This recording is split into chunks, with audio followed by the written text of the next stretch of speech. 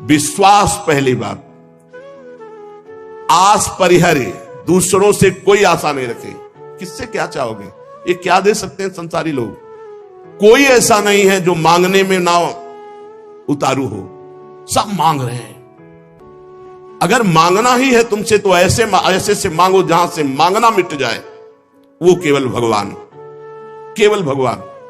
भगवान के सिवा अन्य से किसी मांगने से हमारा मंगतापन नहीं मिटेगा। पीछे एक दिन चर्चा में आया था कि यदि जांचना ही है तो जानकी नाथ से जांचो, जिससे जांचने के बाद जाचकता जरी जाए, मांगना मिट जाए। पहला, विश्वास करो तुम्हारे ऊपर भगवान की विशेष कृपा है। दूसरा, हमें कभी किसी से मांगना नहीं, अगर मांगना है तो सिर्फ भगवान से। तीसरा, निरंतर हमें नाम जप करना है। ये बहुत बड़ी बात तीन है। भगवान पर दृढ़ विश्वास, अन्य किसी का आशा भरोसा नहीं, और निरंतर नाम जप। तो कह रहे बिनु श्रम तरई भवनाथ सो समराम है। अन्य कोई साधन का श्रम नहीं, उसे निश्चित भगवत प्राप्ति हो जाएगी। भगवान पर विश्वास रखकर नित्य स्मरण करने का हमें प्रयत्न करना है, प्रयत्न करना है। जितनी हमें सामर्थ्य दी है उतना हमें करना है। आगे की बात भगवान संभाल लेंगे, पक्का समझ लो। घंटों आप संसार की वार्ता कर सकते हो, घंटों घंटों आप संसार के दृश्य देख सकते हो। जैसे 3 घंटे 2.5 घंटे की फिल्म है, आपका बिल्कुल मन नहीं भागेगा। लेकिन 2.5 घंटे बैठकर माला जपो, फिर देख लो क्या दुर्दशा करता है मन, परेशान कर देगा आपको। बस यही, क्योंकि जब 3 घंटे फिल्म देखता है तो सब कुछ कवर कर रहा है प्रपंच, अनजाने में सीसीटीवी की तरह। और जब नाम जप करते हो 3 घंटे, तो वो अंदर से मन को खाली कर रहा है, मन को निर्मल कर रहा है। ये बात पकड़ लो तो हिम्मत पूर्वक डटे रहोगे, और नाम जब छोड़ोगे नहीं तो तुम्हारा मन निर्मल हो गया। और जहां मन निर्मल हुआ, निर्मल जन मन सो मोहि पावा, वो भगवान को प्राप्त कर लेता है। ये विश्वास रखो, भगवान हर समय तुम्हें देख रहे हैं।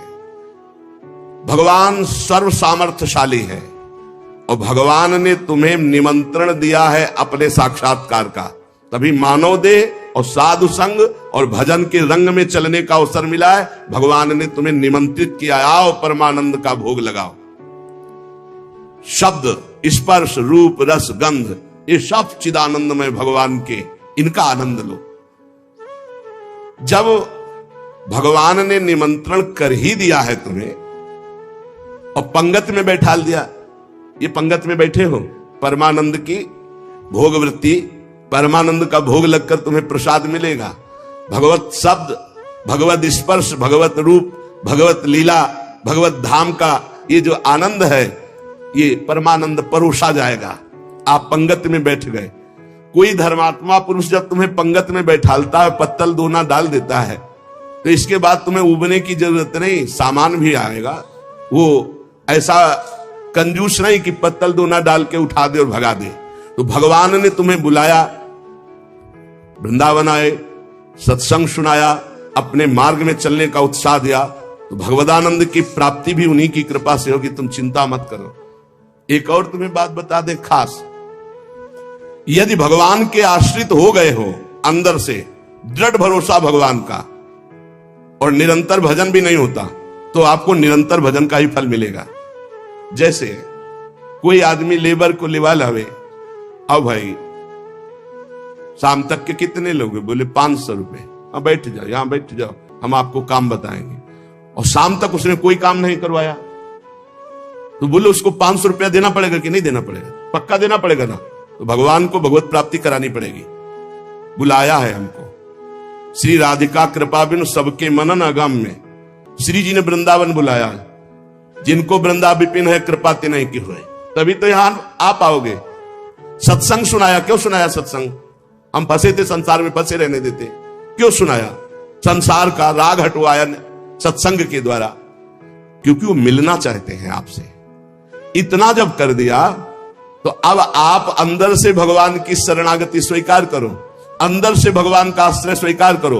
भजन की कमी भी होगी तो भी भगवत प्राप्ति हो जाएगी। जैसे वो 8 घंटा काम करने वाले को 500 मिलते हैं, पर वो काम नहीं करवाया, 8 घंटा बैठा ले रहा, तो बैठाले रहने के 500 रुपया उसको देने पड़ेंगे, कानूनी देने पड़ेंगे। ऐसे भगवान को भगवत प्राप्ति करानी पड़ेगी। काहू के बल भजन को, काहू के आचार और व्यास भरोसे कुंवर के सुवत पाऊं। आपने बुलाया है हमको, अगर आप ना घसीटते तो हम जैसे थे संसार में, देखो संसार में अपने आप में सब रमे हैं, वैसे ही हम भी रमे थे। आपने घसीटा, जब आपने घसीटा तो भगवत प्राप्ति आपको करानी ही पड़ेगी। ये हमको कहने की जरूरत नहीं, वो सत्य सच्चिदानंद है, वो करवा ही देंगे। परंतु अपने को अपने विश्वास में अटल रहना चाहिए। कल एक साधक प्रश्न कर रहे थे कि कई वर्ष नाम जप करते हो गए, अभी विकार नहीं गए, तुम कई वर्ष की बात करते हो, 2-4 वर्ष की बात करते होगे। जब तक भगवत प्राप्ति नहीं हो जाती तो ये विकार धीरे धीरे कम होते हुए चिंगारी रहते, खत्म नहीं हो जाते। ध्यान रखना है, हम पूरी बात अपने अनुभव की कह रहे हैं। ये चिंगारी रहते हैं, छोटे छोटे बिंदु, और अगर फूस मिल जाए तो चिंगारी को ज्वाला बनने में देर नहीं लगती। भ्रम में मत रहना, बिना भगवत साक्षात्कार के निर्विकार स्थिति नहीं होती। निर्विकारता दिखाई देती है, पर रहते हैं विकार छोटे छोटे बिंदुओं में, और जहां उसको संयोग मिला तो सिंधु होने में देर नहीं लगती। इसलिए आजीवन सावधान। भगवत प्राप्ति के लिए अन्न जल त्यागने की आवश्यकता नहीं है। बहुत बड़े महापुरुषों के वचन है, ध्यान से सुनना।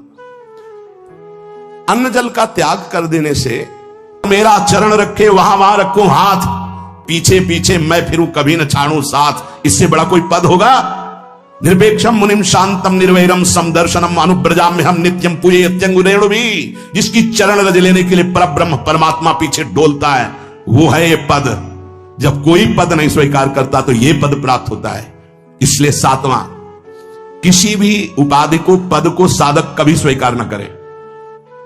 आप यहां के अमुक बन करके अमुक नहीं, सेवाएं सब हैं और सेवक हूं, कोई पद नहीं। देख लो बड़े बड़े महापुरुषों को। पूज्यपाद उड़िया बाबा जी ने जब देखा तो दंड का विसर्जन कर दिया कि पद की तरफ एक घसीट रहा है। गंगा जी में महाप्रभु चैतन्य देव ने गंगा जी में, जो हमारे परम पद के बीच में आएगा वो सबका प्रवाहित कर देना ही उचित है। बहुत समझना, पूरे जीवन भर याद रखना, यह अध्यात्म है। अध्यात्म कभी कोई भी उपाधि स्वीकार ना करे। वो बहुत जल्दी उपाधियां सामने लिख दी जाती है, तभी कोई वो स्थिति ही नहीं आती। उपाधि हमारे ब्रजमंडल में एक से एक महापुरुष हुए हैं। बाबा प्राण धन रहे हैं, कितने संत महापुरुष, और उनको यहां प्यार से ब्रजवासी जन मेरो बाबा प्रिया प्रीतम के लाडले। कोई उपाधि नहीं, कोई पदवी नहीं, कोई प्रतिष्ठा नहीं। और 8वां, ये आखिरी, किसी भी परिस्थिति में अपने आराध्य देव का चिंतन ना छूटने पावे। पूर्णता ये तभी हो सकता है जिसके जीवन में ये 3 बातें हैं। आखिरी वाली बात, किसी भी परिस्थिति में अपने लक्ष्य का चिंतन न छूटने पावे। ये 3 बातें जिसके जीवन में है तो ये आखिरी बात पूर्ण होगी। आखिरी और पहली 2 बहुत जोर की बात थी। पहली थी किसी संत महापुरुष का शासन, और पूर्णता आई किसी भी परिस्थिति में अपने लक्ष्य का चिंतन ना छूटना। बीच में अपने आप सब आ जाएगा। वो चैप्टर ही हमारा नहीं है, हमारा मार्ग अध्यात्म मार्ग है। चाहे गृहस्थ हो चाहे विरक्त हो, एक पत्नी व्रत धारण करने वाला गृहस्थ ब्रह्मचारी ही माना जाता है। जो केवल संतानोत्पत्ति के लिए गृहस्थ क्रिया करता है उसे ब्रह्मचारी ही माना जाता है। नाम जप करते हुए अतिथि सेवा, परिवार का पोषण, वो साधु ही माना जाता है। हमारे मन में जो भोगों की स्फुरणा होती है उसके कई कारण होते हैं। एक तो होता है संचित पाप राशि जो पूर्व में जमा है, प्रायः इसी से भोग स्फुरणाएं होती। दूसरा संग से होती। आपकी पाप राशि से स्फुरणा ना हुई तो कोई भोगी पुरुष ऐसा मिला, परमाणु होते हैं। पूज्य श्रीधर बाबा की कुटिया में जब जाते थे, आप सच्ची मानिए, घुसते ही ऐसा लगता जैसे मशीन फिट कर दी गई हो। मंत्र एकदम रफ्तार से चल पड़ता। और जे 8 बजे रात्रि के जाते थे चरण चापने, जे ही उनके चरणों को स्पर्श करते, ऐसा लगता हम किसी दिव्य भावलोक में बैठे। क्यों? उनके परमाणु। नाम जापक संत, रात दिन नाम जापक, ऐसे परमाणु उनकी हर वस्तु में, कोई भी वस्तु उनकी छू के एक दिव्यता थी उसमें। ऐसे ही जैसे वो रात दिन भजन में लगे तो उनकी हर वस्तु में परमाणु, ऐसे ही रात दिन जो भोगों में लगे उनकी हर वस्तु में भोग के परमाणु हैं। सावधान, उनके आसन पर बैठना, उनकी थाल में पाना, उनका स्पर्श होना, उनका संभाषण होना, उनसे मित्रता करके उनका चिंतन करना, ये भोगों को बढ़ावा देना होगा। इसी को विपरीत देखो संतों के प्रति, उनके समीप बैठना, उनका जूठन पाना, उनको देखना, उनसे संभाषण करना, भजन का बढ़ावा होगा। देख लेना, पूर्व संचित पापों से जो स्फुरणा होती है उससे बहुत सहजता में बचा जा सकता है, लेकिन प्रगट कुसंग से जो स्फुरणा होती है इससे बचना बड़ा कठिन होता है। पूर्व पापों से स्फुरणा सबके हृदय में होती है जब तक भगवत साक्षात्कार नहीं हो जाता। वो बार बार आकर्षित करता रहता है संसार का राग। और अगर कहीं कुसंग मिल जाए फिर क्या कहना, फिर तो जो स्फुरणा थी संकल्प बनेगा, संकल्प क्रिया बन जाएगी, क्रिया होते ही अध्यात्म अंतर्ध्यान हो जाएगा, अध्यात्म मार्ग ही नहीं रहेगा। इसलिए कर्म राशि की तो तुम चिंता मत करो, उसे तो भस्म करने के लिए शरणागति समर्थ है, लेकिन कुसंग से बचने के लिए तुम्हारे ऊपर पूरा भार है। कुसंग से तुम बचो। बरुहल बास नरक करताता, दुष्ट संग जनि दे विधाता। गंगा किनारे भ्रमण जब कर रहे थे, वो तरी घाट है, उसके आगे हम जा रहे थे। नया शरीर और वैराग्य, ना कमंडल, ना बिस्तर, ना कोई भीषण सर्दी का समय। एक मार्किन नीचे पहने लाल रंग से गेरुआ, बस लंगोटी, और एक मार्किन बस, कोई कमंडल कुछ नहीं। रोम रोम हर समय सर्दी से व्याप्त रहता। भोजन की व्यवस्था जहां ठाकुर जी कर दे। तो माह के महीने में रामनगरिया लगती गंगा किनारे, जैसे माघ मास में वहां प्रयाग में, ऐसी जगह जगह मालूम 10,000 फिर 10,000 ऐसे 2-4 किलोमीटर ऐसे ऐसे नगर जैसे बन, रामनगरिया उनको कहते हैं। किनारे से चलने पर वो मिलते हैं। तो एक महात्मा जिनकी पोशाक बहुत अच्छी लग रहा था, सुविधाजनक जीवन है, उन्होंने देखा, बड़े बुजुर्ग अवस्था के थे। उन्होंने, हे महात्मा, देखने से ही लग रहा है कि तुम गंगा की परिक्रमा दे रहे हो। परिक्रमा तो नहीं, पर गंगा किनारा ही हमारा जीवन है। बोले आओ 2-4 दिन रुक लो। रामनगरिया सब अलग अलग तंबू लगे, जैसे प्रयागराज में बड़ी व्यवस्था, बड़े ऊंचे ऊंचे ऐसे गद्दे तंबू, क्योंकि बहुत सर्दी गंगा किनारे तो और पड़ती है। हमें भी लगा चलो संत भगवान 2-4 दिन के लिए कह रहे, रुक जाते। जो ही रुके 12 बजे कितने प्रकार के भोजन, खीर, ये वो, जहां रोटी भी नसीब नहीं हुआ, इतना कहा चलो भगवान की बड़ी कृपा 2-4 दिन जो है दोपहर में पाया। रात्रि में उन्हीं के पास शयन के, बड़ा तंबू था इससे वैसे। दूसरे दिन सुबह 8 बजे के करीब जलेबी का भंडारा था, फिर राजभोग अलग। खूब ऐसे पुण्यात्मा जन करते रहते हैं। पास में और भी ऐसे शिविर लगे थे उनके निज जनों के, तो उनमें से एक प्रणाम योगी है, जलेबी का भंडारा संतों के लिए, वो स्वयं लेके आए, पवाया, और कुछ भी हम कब भेंट लेते नहीं। और जलेबी प्रिय वस्तु, मीठा खूब अच्छे से अच्छा, पहले ये था कि पता ले आज मिला है, कई दिन ना मिले, कभी गैस की गोली नहीं खानी पड़ी, चाहे जितना पालो, 2 दिन 4 दिन नहीं मिला, सब बच गया। अब जो ही पा करके थोड़ा ही समय हुआ, पहले दिन का राजभोग, दूसरे दिन का ये बाल भोग जलेबी, वो जलेबी बाल भोग क्या राजभोग जैसा ही, गरम गरम जलेबी, जैसे नशा चढ़ता है ऐसे दिमाग में बस। तो उनमें एक बहुत सरल और वास्तविक साधु स्वभाव के थे, वो केवल सेवा में ही रहते थे महंत जी की। उनसे हमने पूछा, वह वृद्ध थे, हम कहा कल से आज तक हमारी भावना में बड़ा परिवर्तन हो गया। तो उनका महाराज क्षमा करना, आप जिस मार्ग में चल रहे हो वो ये मार्ग नहीं है, वो ये मार्ग नहीं जो आप स्वीकार कर लिए। अच्छा, तो सोचा 1-2 दिन, बोले नहीं महाराज आप नहीं समझ रहे हो, और बताया कि जो जलेबी खवाई वो कैसे आचरण कैसा। बस कुछ उठाना धरना तो था, ले 2-3-4 दिन जहां भूखे रहे अपने आप ठीक हो गया। अन्न का कुसंग, व्यक्ति का कुसंग, ये परमार्थ की राह को भटका देता। उपासक को सदैव ये देखना चाहिए कि मेरे मन की स्फुरणा कहां है, प्रियालाल के प्रति है, भोगों के प्रति। यदि भोगों के प्रति हो रही तो त्रुटि कहां है? पूर्व पाप संस्कार से हो रहे हैं या कहीं कुसंग हो रहा है? पूर्व पाप संस्कार स्फुरणा देगा, ना कि आपका नाश, ध्यान रखना। और कुसंग स्फुरणा ही नहीं देगा, नाश कर देगा। इसीलिए बल उभल बास नरक करता था, दुष्ट संग जनि दे विधाता। साधक ये बातें समझ नहीं पाता है, फिसल करके ऐसे गिर जाता है। बहुत सावधानी की आवश्यकता है। हर समय अध्यात्म मार्ग पर आपकी दृष्टि बनी रहे। देखो, यदि साधक सावधान नहीं रहेगा तो फिर नया कर्म बना, फिर पुरानी स्फुरणा और नया कर्म मिलकर के नवीन चक्र की रचना, जन्म मरण की। इसीलिए मुक्त होना बड़ा कठिन हो जाता है। यदि आप, बहुत ध्यान देने योग्य बात है, शरणागत होकर भजन कर रहे हो, अध्यात्म पर दृष्टि रखें तो चिंता मत करो, आपकी पूर्व कर्म राशि ये भगवान आचार्य नष्ट कर देंगे, कटी कर्म बंधन से। पर यदि आप नवीन कर्म फिर वैसे ही कर रहे हैं तो विश्वास मत रखना कि पीछे का और आगे का दोनों जोड़ करके भोगना पड़ेगा। पीछे की कर्म राशि तब नष्ट होती है जब अवलो नशानी अब ना नशे। आज तक किया और आज के बाद चाहे प्राण निकल जाए, आज के बाद नहीं। निहाल हो गए, आज ही निहाल हो गए, आज ही निहाल हो गए। हम तो हम सर्व पापी भ्रू मोक्षयिष्यामि, मेरे सरकार बोल रहे हैं, प्रभु बोल रहे हैं। पर यदि ऐसा कि नए कर्म भी, क्रियमाण भी पापाचरण हो रहा है, फिर नहीं, सिद्धांत काम नहीं करे, फिर पीछे का लागू हो जाएगा।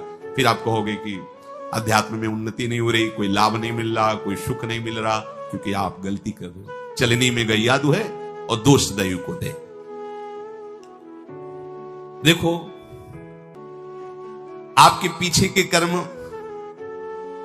प्याज जैसे बदबू वाले हैं, जमा है गोदाम में। ऊपर से यदि केसर और कपूर लाद दिया जाए तो केसर और कपूर की गंध प्याज को नष्ट करके अपना प्रभाव दिखा देगी। नाम जब कीर्तन कथा वार्ता यह है केसर कपूर, लाद दो अपने पूर्व पाप के ऊपर, भगवान नाम का वजन सब दब जाएगी, उसकी दुष्प्रवृत्तियां नष्ट हो जाएंगी। अगर कहीं वायु का झोंका चले और कपूर खुला रह जाए तो उड़ जाएगा, फिर प्याजे की गंध रह जाएगी। माया का झोंका चला और आप अपने यश कीर्ति में, अपनी बड़ाई सम्मान प्रतिष्ठा में, भजन में कमी, मान सम्मान प्रतिष्ठा में बह गए तो उड़ गया कपूर। अब बचा प्याज है, उसकी दुर्गंध शुरू हो जाएगी।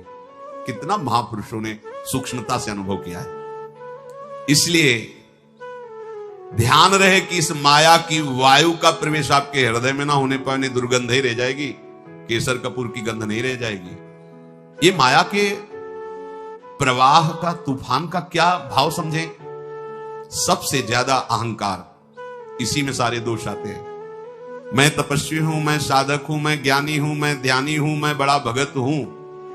इस तरह की अगर अध्यात्म मार्ग में कहीं भी कोई भी वृत्ति है तो वो आपकी दुर्वासना जो दबी हुई है उसको उठा लेंगे। मैं बहुत नीच अदम हूं, अगर ये कुछ साधन बन रहा है तो श्री जी की कृपा से बन रहा है, गुरु जी की कृपा से बन रहा है दुर्गंध वाली बातें, पर ऊपर कपूर और केसर है, उसकी दुर्गंध आपके हृदय को परास्त नहीं कर पाएगी। उपासक धीरे धीरे अपने बुरे स्वभाव को, बुरे कर्मों को सद्भाव से, अच्छे स्वभाव से दबा देता है। नष्ट नहीं हुआ, नष्ट होता है भगवत साक्षात्कार पर। जब तक प्रभु से आंखें ना मिले तब तक विश्वास न करना कि काम हो गया। यही डर ही डरपि हरिवंश हित जिनो भ्रमय गुण सलिल पर जिहि नामन मंगल लोक त्यों शिव हरिपद भज न विलंब कर। आगे चल करके प्रभु ऐसी ज्ञानाग्नि पैदा कर देंगे कि फिर वो दुर्गंध वाली चीजें ही नहीं रह जाएंगी। इसलिए जितना जीवन है, एक बार हम अपने प्रभु को समर्पित करके केवल भजन में लगावें। जो भी हम कार्य करें अपने प्रभु को समर्पित करते रहें। भगवान जो बार बार कह रहे ना, मेरे को समर्पित करो, भगवान को कुछ चाहिए नहीं। जैसे भगवान कहते हैं यद करोषि, जो तुम करते हो, यद स्नास, जो तुम खाते हो, तुम मेरे को समर्पित करो। ये दुलार है।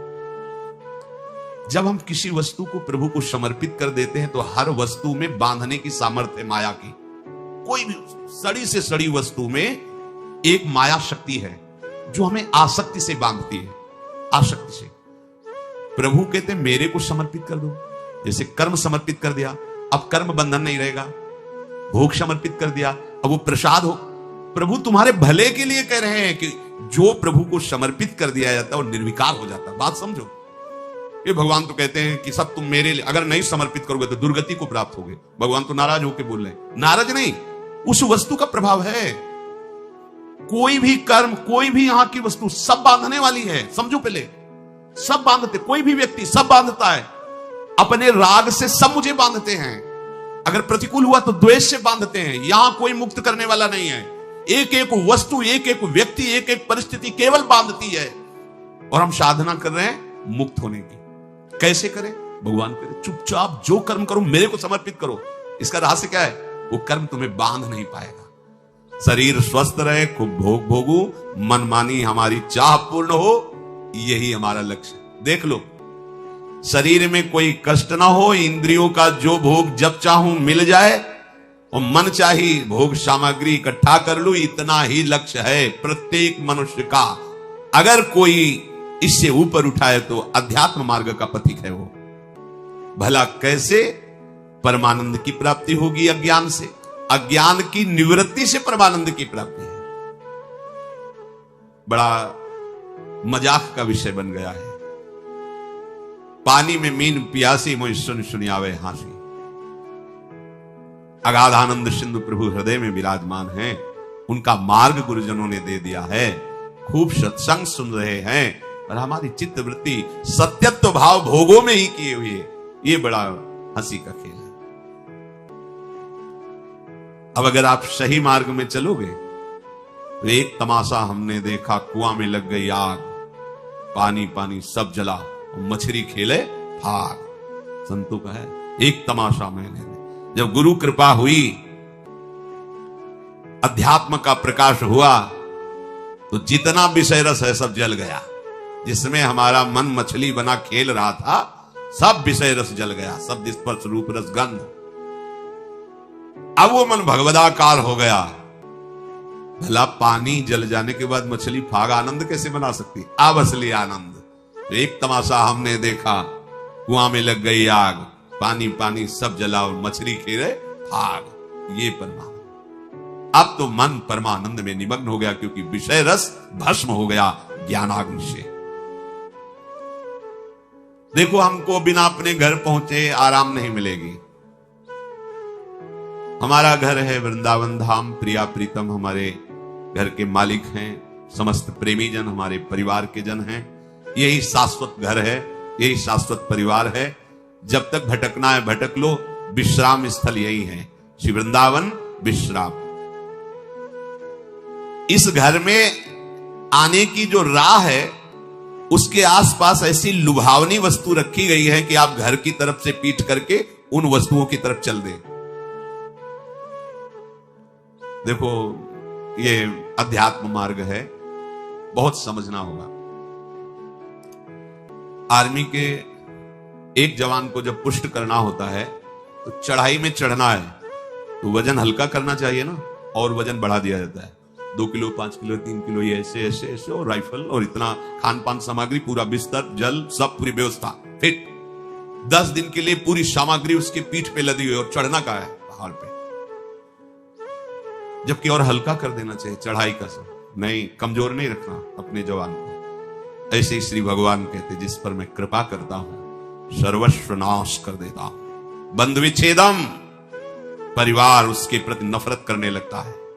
जीवितम कष्टेन सा कष्टेन जीवितम, वो बड़े कष्ट से जीवित रहता है। सुन के डर जाओगे, सुन के डर जाओगे कि अरे भगवान कृष्ण की कृपा का ये फल है, ये तो हमें बिल्कुल नहीं चाहिए। अब इसमें गूढ़ बात है, ये भयावह करके परमानंद की बात श्री भगवान के। जैसे बनचंद महाप्रभु जब राधा वल्लभ लाल जी का मंदिर बनने का था तो बहुत से धनी मानी तैयार हुए, तो उनका जो राधा वल्लभ लाल जी का मंदिर बनवाएगा वो मर जाएगा। अब आगे आओ, कौन बनवाएगा? कोई नहीं। सुंदर दास जी ने जब सुना तो उन्होंने विचार किया कि प्रभु के मंदिर बनवाने वाला मर जाएगा, जरूर इसमें कोई रहस्य है, जरूर कोई इसमें आंतरिक रहस्य है। वो आगे आए, उन बनचंद महाप्रभु के चरण पकड़े और कहा, प्रभु ये सेवा मुझे दीजिए। बोले, पता है तुम्हें जो मंदिर बनवाएगा वो मर जाएगा। बोले, प्रभु तैयार हो। वैसे ही मरना है, प्रभु के लिए मरना तैयार, ठीक है, करो शिव। और प्रभु एक इच्छा है, एक बार मंदिर बन जाए और 1 साल राधा वल्लभ जी के पूरे उत्सव देख लूं, फिर मर जाऊं तो मुस्कुरा दिए, बोले ठीक है, ऐसा ठीक है। मंदिर बना, 1 साल उत्सव हुई और श्री जी के सामने बनी वृषभानु नंदनी आज, भूषण वसन विविध पहिरेतन, पिय मोहनित साज। ये समाज में पद हो रहा है और आप निकुंज पधार रहे हैं। शब्द क्या था? मर जाओगे।